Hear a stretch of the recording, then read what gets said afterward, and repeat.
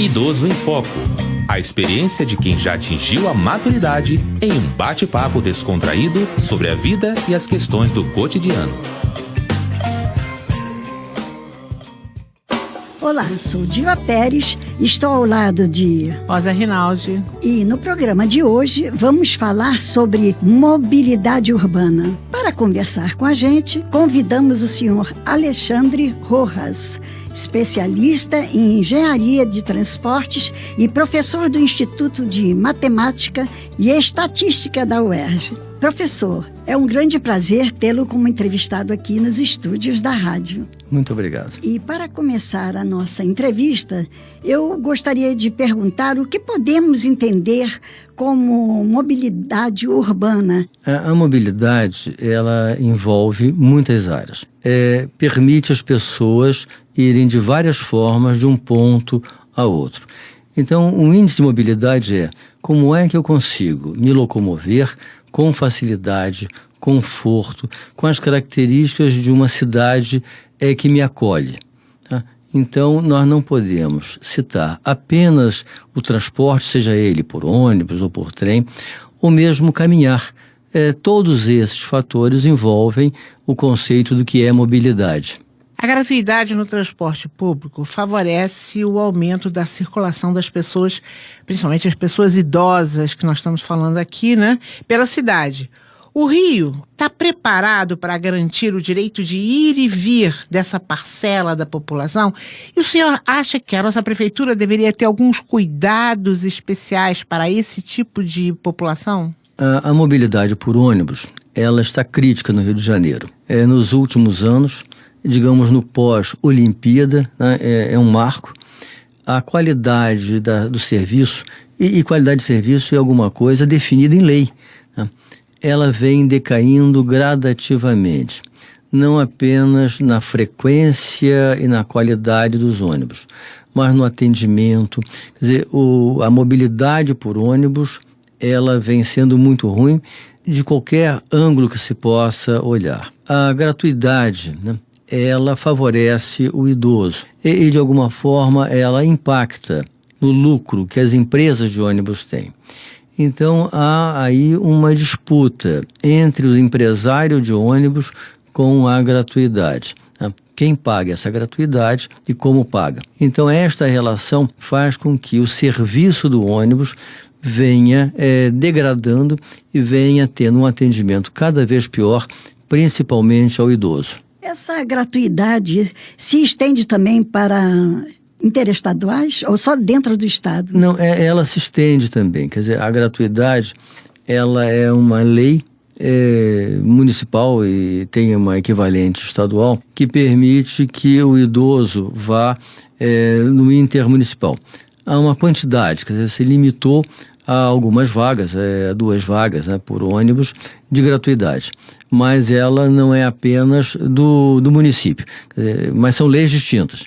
A lei do município é uma, a lei estadual é outra. Pois não. E que ações públicas poderiam ser implementadas para garantir a mobilidade dos idosos e de pessoas com limitações motoras na cidade? Eu diria que a mobilidade ela começa com o caminhar. O idoso, ele precisa caminhar até para manter a sua saúde. As nossas calçadas estão em condições ruins e o responsável pela manutenção da calçada é o proprietário do imóvel em frente a essa calçada. Esses proprietários, primeiro, não cuidam da calçada, tá? 2, invadem a calçada com inúmeros objetos, tentando dificultar ou justificando se preservar por segurança ou por outro fator. Porém, isso, de alguma forma, compromete a mobilidade no ato de caminhar do idoso. Então, eu diria, a prefeitura tem um papel relevante e é seu papel fundamental, definido na Constituição, que é preservar por essa calçada. Ele tem que fiscalizar essas ações e tem que coibir essas ações, obrigar o proprietário do imóvel a manter a calçada em condições. A ideia da cidadania é uma ideia que não pode ser estabelecida em lei. Quer dizer, ninguém pode ter uma lei e dizer, olha, vou ser um cidadão, vou viver em comunidade. Se as pessoas tivessem a ideia, né, da cidadania, nós teríamos uma mobilidade significativamente melhor. Seja um carro parando em cima da calçada, seja colocando obstáculos nessa calçada, tudo isso atrapalha a vida da cidade, quer dizer, o idoso em especial, mas ao cidadão de uma forma geral. Quando a gente está falando muito de idoso, né, o nosso foco, mas tem os cadeirantes também, né, porque é difícil andar pelas calçadas com a cadeira de roda. Olha, as nossas calçadas, elas deveriam ser preparadas com rampas, de tal forma que o cadeirante pudesse acessar. Essas rampas, elas não existem, tá? E muitas vezes, quando existem, tem uma poça d'água junto à rampa, né? O que já limitou a passagem das pessoas, né? Mas teria alguma cidade aqui no Brasil que o senhor citaria como exemplo de mobilidade urbana? Olha, Curitiba foi uma cidade que, digamos, no final dos anos 90, ela era um exemplo de cidade com mobilidade. Mas tem uma diferença, digamos, de urbe, né, da construção da cidade. O Rio de Janeiro é uma cidade que começou antes da vinda da família imperial para o Brasil. Então ela construiu de forma desordenada. Curitiba, ela foi uma cidade que foi projetada e a partir do projeto da cidade se construiu a cidade e se construíram as vias urbanas, tá? Inclusive o nosso BRT, que tem início lá em Curitiba, teve origem a partir daí. Quer dizer, você planejou a cidade, construiu calçadas e vias com mobilidade. Então, Curitiba, que é uma cidade relativamente nova, quer dizer, ou pelo menos sua expansão ela é nova, ela possibilitou essa expansão. Mas veja bem, Goiânia e Belo Horizonte também foram cidades planejadas, né? Certamente, mas Brasília... Brasília, então, é a mais nova de todas. Mais nova ainda. Aonde poderiam ter sido feitos. Nesse plano de Brasília, ter feito calçadas e ter feito condições de mobilidade. Mas Brasília, a gente pode até falar um pouquinho mais, porque o plano piloto de Brasília é uma coisa. Brasília não é mais o plano piloto, são as cidades satélites.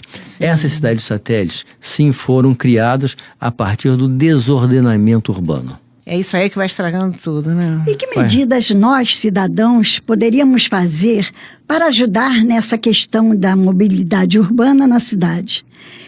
Olha, é tudo um conjunto de coisas. Eu diria que cada um tem que fazer o seu papel. O cidadão tem que pensar que ele não vive isolado. Ele não é uma ilha dentro de um arquipélago, tá? Ele é um ser que pertence a uma comunidade, vive em comunidade e tem obrigações e tem benefícios dessa comunidade. Se cada um pensar de forma cidadã e os órgãos públicos agirem dentro das suas atribuições legais, esta cidade se torna efetivamente uma cidade maravilhosa. Mas é o papel dela, independente do eleitor dela estar satisfeito ou não. Cumpra-se a lei. Se a lei não é boa, muda-se a lei. Professor, nós sabemos que os motoristas de ônibus, quando param no ponto e perto da calçada, eles não têm a paciência de esperar o idoso entrar, de subir. Quando eles param, porque quando eles veem que tem muito idoso, eles nem param, né? Vão direto. Como se pode fazer para poder consertar essa atitude? Assim como aquela atitude dos jovens fingirem que estão lendo quando sentam nos assentos preferenciais e não estão nem aí para o idoso. Como se poderia tratar esse assunto? O problema do motorista do ônibus é aquilo que a gente estava refletindo sobre a qualidade do transporte. O motorista de ônibus, ele de uma forma genérica, quer dizer, não vamos pontuar, tá? Ele, ao ver o idoso, ele trata ou de forma indiferente ou de forma descortês, na melhor das hipóteses. Sim. Primeiro, ele para longe do ponto, o que é uma infração do trânsito, tá? Ele não dá atenção, quer dizer, a catraca, você passa ao seu bilhete, o motorista vai verificar se é realmente idoso ou não. Ele retarda essa liberação. Muitas vezes ele libera e prende, tá? Provocando um desconforto à pessoa que está passando. Então, é um somatório de fatores em que este motorista faz em relação aos idosos? A alternativa, que é a pergunta que se faz, o que a gente faz com isso? Sim. Tá? Multá-lo, nós já sabemos que não funciona. As empresas de ônibus não pagam multas, elas judicializam essas multas e isso se torna alguma coisa presa aí no judiciário. É uma capacitação, tá? É que esse motorista possa ter um treinamento, tá? E um belo dia ele sentar numa cadeira de rodas e ele, motorista, subir no ônibus com outro motorista dirigindo, para que ele possa perceber o dano que ele faz ao passageiro. Tá? É alguém que já pagou muita passagem de ônibus e que, se hoje em dia tem direito a uma gratuidade, tá? Essa quantidade de idosos ou de pessoas que têm gratuidade não é tão significativa assim que vai levar essa empresa ao prejuízo ou à falência. Então, esse motorista, eles devem ser, quer dizer, eu diria todos os motoristas, não deve haver exceção, todos devem ser recapacitados, não em regras do trânsito, porque eles são motoristas profissionais, conhecem as regras de trânsito, mas em regras da cidadania. Como é que eu posso tratar esse passageiro não como uma mercadoria, mas como um ser humano? Professor, essa questão dos ônibus não pararem no ponto, quando alguém faz sinal, eles passam por trás, será que é porque a empresa cobra deles horário e também congestionamento dificulta que eles cumpram o horário? O motorista, ele tem uma meta, quer dizer, é tempo e quantidade de passageiros. Então, se ele vê que naquele ponto tem idosos que não vão pagar, e ele vai ter que parar o ônibus, vai perder tempo. Ele vai ter que se esforçar para cumprir a meta dele. Ele faz a opção, diz, olha, deixa esse grupo de lado, que eu vou cumprir a minha meta, porque o meu patrão está me cobrando tempo de chegada.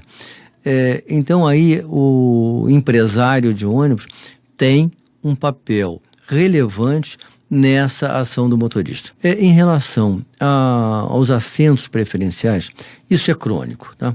Vale tanto para ônibus como para trem, para qualquer outro modal, é questão de educação. Então, a consciência, quer dizer, a própria sociedade, tá? E vou fazer um exemplo da Colômbia, tá? Em que as pessoas tinham um cartão vermelho no bolso. Então, quando isso acontecia, os demais passageiros levantavam um cartão vermelho para essa pessoa que estava sentado indevidamente naquele assento, tá? E a sociedade recriminava. Que fantástico! Então, como é que mudou-se a sociedade? A sociedade, ela em si tomou consciência daquilo e a sociedade agiu em favor do cumprimento da lei. Então, não agredindo a pessoa, mas mostrando-lhe um cartão vermelho, como no futebol. Igual no futebol. Deixa eu fazer uma pergunta para o senhor. Se o senhor tivesse um cartão vermelho na mão, dentro desse assunto, mobilidade urbana, para que situações o senhor levantaria? Não, em todas as situações que elas afetem a cidadania, quer dizer, alguém sentado, algum jovem... Motorista que prende a catraca. O general que prende a catraca. O jovem que senta e finge que não está ali. Quer dizer, tem que ser um processo de conscientização. E eu diria, de uma forma geral, e nesse ponto a escola tem um papel fundamental, a escola do ensino fundamental, Fundamental 1, Fundamental 2, médio, né? No sentido que o professor possa transmitir aos seus alunos, de alguma forma, a visão cidadã. Tá? Então, somente a sociedade se auto-organizando vai resolver o problema. Professor Alexandre, infelizmente, estamos chegando ao fim do nosso programa. Nós gostaríamos de agradecer a sua participação e gostaríamos que você deixe uma mensagem. Olha, a mensagem que eu dou é: seja cidadão. Pense que você vive em uma comunidade. Você é uma peça importante na comunidade. Haja de acordo com como você gostaria de ser tratado. Tá? Se você fizer isso, nós viveremos muito melhor. Muito melhor. É verdade. Obrigada. Mais uma vez, obrigado. E aos nossos ouvintes, obrigado pela audiência e até o próximo Idoso em Foco. Idoso em Foco. Apresentação: Diva Pérez e Rosa Rinaldi. Equipe técnica: Daniel Barros, Gledson Augustos e Eduardo Sobral. Locução: Leonardo Alexandre. Produção: Rádio Erge. Realização: Centro de Tecnologia Educacional CTE SR3.